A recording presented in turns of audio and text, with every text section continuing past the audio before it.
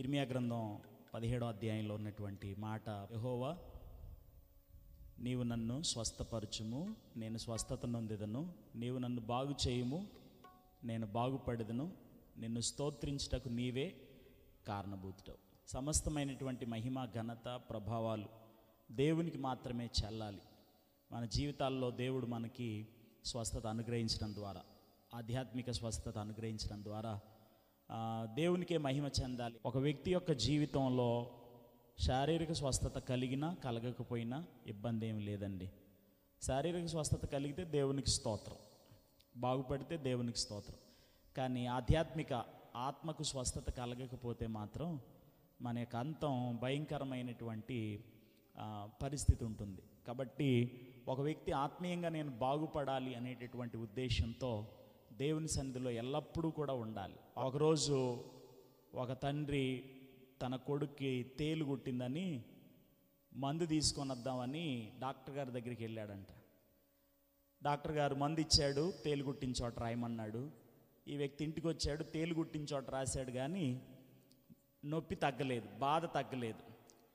తేలు కుడితే ఎంత భయంకరంగా ఉంటుందో కుట్టించుకున్నటువంటి వాళ్ళని అడిగి చూడండి, అర్థమవుతుంది. చాలా భయంకరమైనటువంటి నొప్పి చేత ఈ పిల్లోడు బాధపడుతూ ఉన్నాడు. మందు రాసినా తగ్గలేదు. మళ్ళీ వెళ్ళాడు డాక్టర్ గారి దగ్గరికి. రాసావా తేలు కుట్టిన చోట అని అడిగాడు. రాశానండి. మరి ఏమి అయింది అంటే తగ్గలేదు నొప్పి అని అంటే, ఈసారి మందు మార్చి ఇచ్చాడంట. తేలు కుట్టిన చోట రాయమన్నాడంట. మళ్ళీ వెళ్ళి తేలు కుట్టిన చోట రాశాడు, అయినా తగ్గలేదు. మూడోసారి మళ్ళీ డాక్టర్ గారి దగ్గరికి వెళ్తే డాక్టర్ గారికి డౌట్ వచ్చి, ఇన్నిసార్లు ఇతను వస్తున్నాడు ఏంటని చెప్పి, మందు ఎక్కడ రాస్తున్నావు అంటే తేలు కుట్టిన చోట రాయమన్నారు, కాబట్టి మావాడు కొబ్బరి చెట్టు మొదట్లో తేలు కుట్టింది, కాబట్టి కొబ్బరి చెట్టు మొదలు మందు రాస్తున్నాను అన్నాడంట.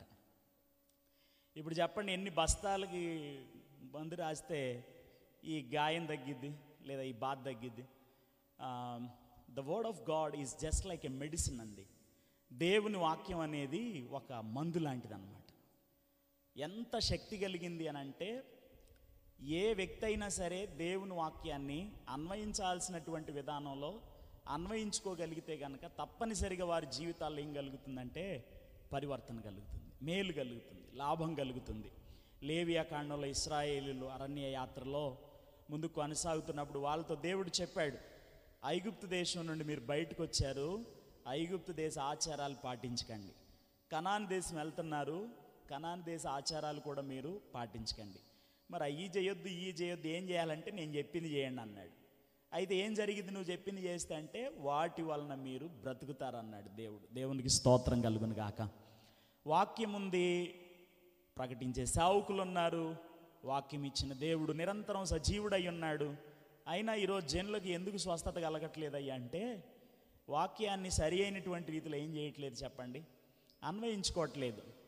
కొబ్బరి చెట్టు మొదట్లో తేలు కుట్టింది కాబట్టి కొబ్బరి చెట్టు మొదలకు మందు రాశాడు అనేటటువంటి ఆ తండ్రి విధానంలోని ఈరోజు చాలామంది జీవితాలు కొనసాగిస్తూ ఉన్నారన్నమాట.